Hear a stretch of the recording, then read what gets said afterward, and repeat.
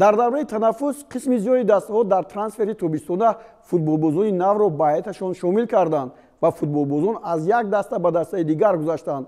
ҳоло имкон дорем дар ин бора ба шумо ҳарф занем. шурӯъ мекунем аз Истиқлоли Душанбе. дар равзани гузариш Истиқлол бо Рустам Соиров, Нуриддин Давронов, Никита Чичерин, Муҳаммад Исоев ва Эрик Бокум хайру хуш кард ва онҳо ба клубҳои дигар гузаштанд.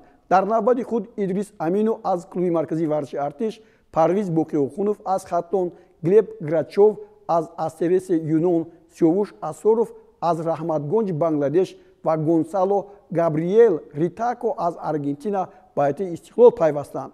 дар бораи Идрис Амину ва Парвиз Боқиохунов ба шумо маълумоти муфассал пешниҳод кардем. аммо Сиёвуш Асоров, ки дар соли 2018 дар ҳайати Истиқлол бозӣ мекард, баъди парвозҳояш ба клубҳои Пераки Малайзия, Раҳматгонҷи Бангладеш солҳои 2019 ва 2020, Локомотив Помир 2020, Шайх Русел 2021 ва Раҳматгонҷ 2022 аз нав ба Истиқлол баргашт.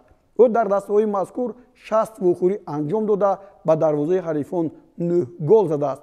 дар ҳайати дастаи мунтахаби Тоҷикистон 41 вохӯрӣ гузаронидааст. аз соли 2014 узви дастаи мунтахаби Тоҷикистон мебошад.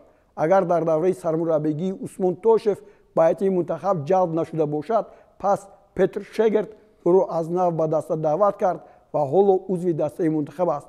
ба дастаи Истиқлол омадани ним ҳимоятгари аргентинагӣ бо номи Гонсало Ритако мухлисони дастаи Истиқлолро ба ваҷд овард.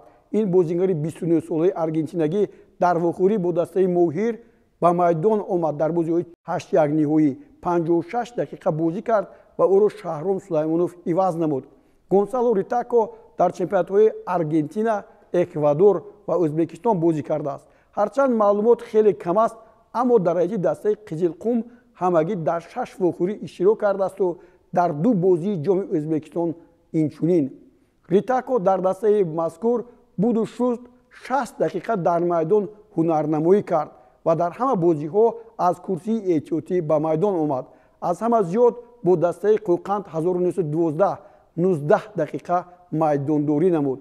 дар 2 бозӣ бо Пахтакор ва Суғдиёна 1 дақиқагӣ, 7 дақиқа бо Сурхон, 11 дақиқа бо АГМК ва Насаф ва 10 дақиқаи дигар бо Металлург дар майдон дар бозиҳои дигар бошад дар курсии эҳтиётӣ боқӣ монд.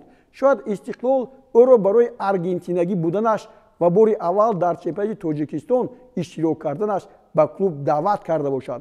ӯ чӣ бозингаре ҳаст, дар идомаи чемпионат бозиашро хоҳем дид. дар ҳайати дастаи Хуҷанд пайдо шудани бозингарони нав аз он шаҳодат медиҳад, ки даста ба харидории сиёраҳо саргарм нашуда ба ояндаи дур назар меандозад.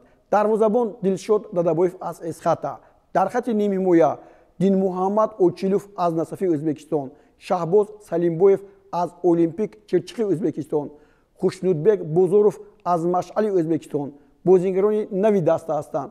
дар бораи Сергей Гаранжа аз Россия ва Элчибек Рашидбеков дар барномаи гузашта ба шумо гуфта будем. аз ин бозингарони интихобшудаи Хуҷанд дар вохӯрии 8-1 ниҳоии ҷоми Тоҷикистон дар муқобили Коктош ба ғайр аз Гаранжа ва Рашидбеков ягон нафари дигар ба майдон набаромаданд.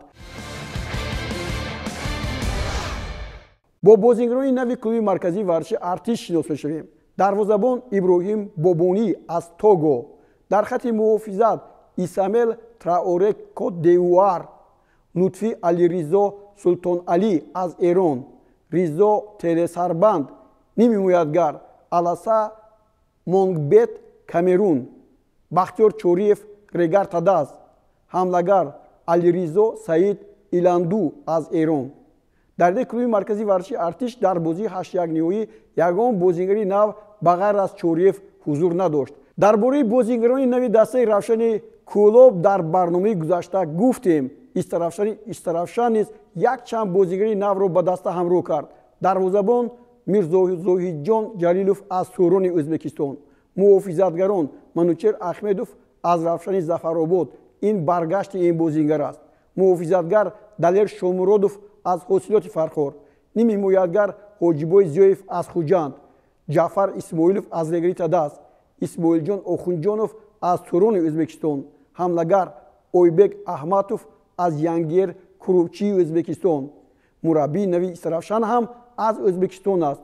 нӯъмонҷон ҳасанов яке аз футболбозони машҳури кишвари ҳамсоя ки дар дастаи мунтахаби ин кишвар 23 бозӣ гузаронида 4 гол задааст, ин дастаро машқ мехоҳад дод. мегузарем ба дастаи хатлон. ин даста ягона дастаест ки ҳамагӣ ду бозигари навро ба даста овардааст ва яке аз онҳо бозигари собиқи худи хатлон аст.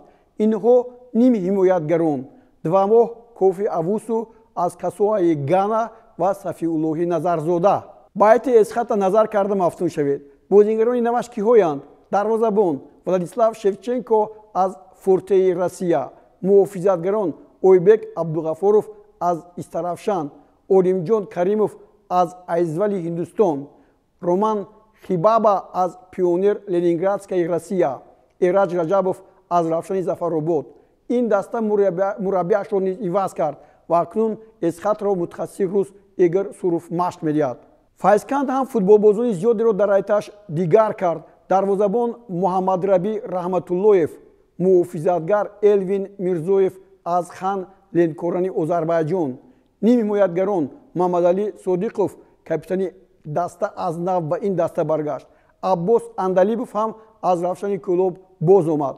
Ильяс Сафарзода аз Хан Ленкорани Озарбайҷон, Али Файёз Огли Нурӣ Зангир аз Албашири Умон ва Муҳаммад Буризод аз Регри Тадас.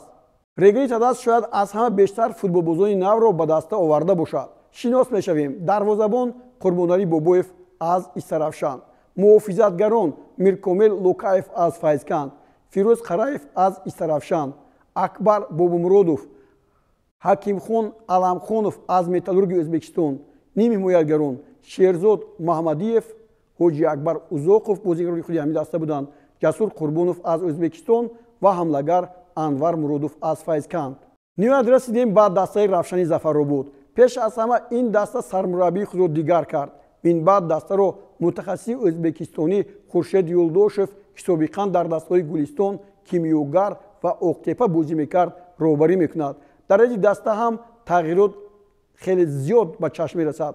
муҳофизатгарон Шаҳзод Абдураҳимов аз Эсхата, Мирҷалол Қурбонов аз Арал Самали Ӯзбекистон, Диёрбек Маруфов аз Ҳулакандоз, нимҳимоятгарон Сардорбек Матмуратов аз Хорезми Ӯзбекистон, Умидҷон Мирсалиев, Аҳмадҷон Тӯйчиев, ҳамлагарон Ҷаҳонгир Қурбонов аз Шӯртани Ӯзбекистон ва Далер Махатов аз Ҳулакандоз ба дастаи Равшани Зафаробод пайвастанд.